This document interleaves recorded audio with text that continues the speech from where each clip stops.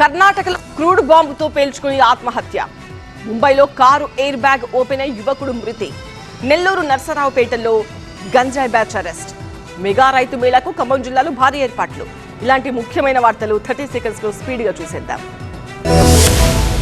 ఖమ్మం జిల్లా చింతకాని మండలం జగన్నాథపురంలో నిర్వహించబోతున్న మెగా రైతు మేళాకు ఏర్పాట్లు ముమ్మరంగా సాగుతున్నాయి. ఈ రోజు నుంచి 30వ తేదీ వరకు రైతు మేళాలు జరగనున్నాయి. రైతు ఆశీర్వాద సభలో సీఎం రేవంత్ రెడ్డి రైతు భరోసా నిధులను విడుదల చేయనున్నారు. వ్యవసాయ శాఖ, వ్యవసాయ విశ్వవిద్యాలయం సంయుక్తంగా ఈ మేళాకు ఏర్పాట్లు చేస్తున్నాయి. ఈ నెల 30న జరిగే రైతు ఆశీర్వాద సభలో సీఎం రేవంత్ పాల్గొని నిధులను రిలీజ్ చేస్తారు. అయితే ఇవాళ డిప్యూటీ సీఎం భట్టి విక్రమార్క రైతు మేళాను ప్రారంభించనున్నారు. 5 ఎకరాల్లో 150 స్టాళ్లతో వ్యవసాయ యంత్రాలు, విత్తనాలు, ఎరువులు, సేంద్రియ ఉత్పత్తులను ప్రదర్శించనుండగా రైతులకు ఆధునిక సాగు పద్ధతులపై అవగాహన కల్పించనున్నారు శాస్త్రవేత్తలు.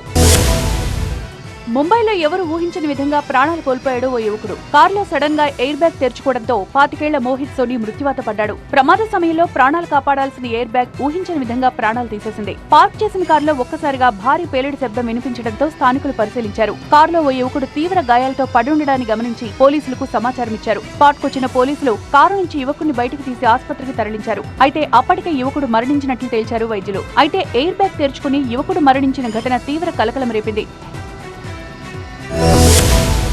శంషాబాద్ ఎయిర్పోర్ట్ లో ఎన్ఆర్ఐ పూజారిని అరెస్ట్ చేశారు బాచుపల్లి పోలీసులు. ₹1,00,000 తీసుకుని మోసం చేశాడన్న ఫిర్యాదుతో పూజారిని అరెస్ట్ చేశారు. శంషాబాద్ ఎయిర్పోర్ట్ లో ఎన్ఆర్ఐ పూజారిని అదుపులోకి తీసుకున్న ఇమిగ్రేషన్ అధికారులు బాచుపల్లి పోలీసులకు అప్పగించారు. ఓ సాఫ్ట్వేర్ ఇంజనీర్ ఫిర్యాదుతో ఎఫ్ఐఆర్ నమోదు చేసి ఎల్ఓసీ జారీ చేశారు పోలీసులు. పలువురు నుంచి డబ్బు తీసుకున్న పూజారి చామర్తి రామలచ్చారావు బాధితులపై బెదిరింపులకు దిగాడు.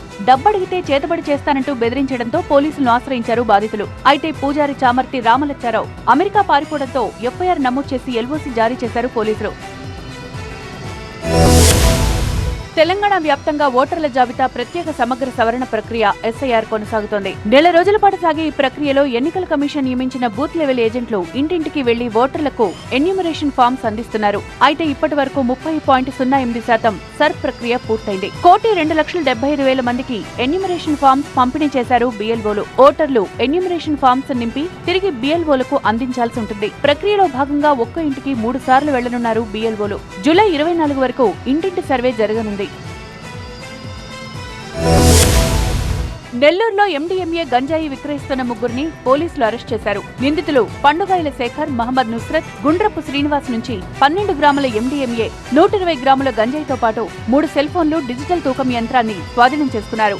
గూగుల్ పే, ఫోన్ పే ద్వారా మత్తు పదార్థాల లావాదేవీలు జరిపినట్లు గుర్తించారు. నిందితులపై ఎన్డీపీఎస్ చట్టం కింద కేసు నమోదు చేసి దర్యాప్తు చేస్తున్నారు పోలీసులు. పల్నాడు జిల్లా నర్సరావుపేటలో గంజాయి విక్రయిస్తున్న 2 ఇంజనీరింగ్ విద్యార్థులు, 3 యువకులను అరెస్ట్ చేశారు. నిందితుల నుంచి 1,400 గ్రాముల గంజాయి స్వాధీనం చేసుకున్నారు.